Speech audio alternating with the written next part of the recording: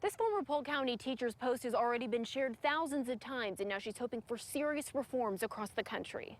Kids being able to play isn't what former Polk County special education teacher Wendy Bradshaw says she's used to seeing. We're forced to read from a script.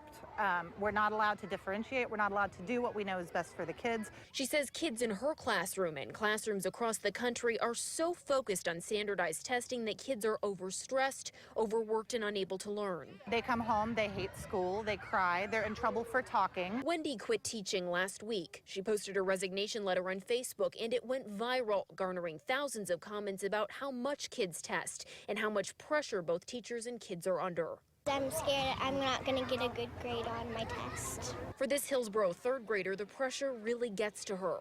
I try to tell her, just do the best you can, don't worry about it.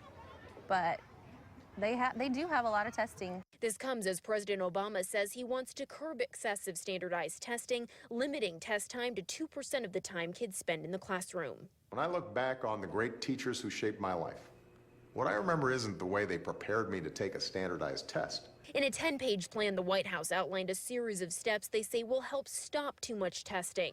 Bradshaw says this is a step in the right direction, but sees some red flags if test scores are still tied to federal funding.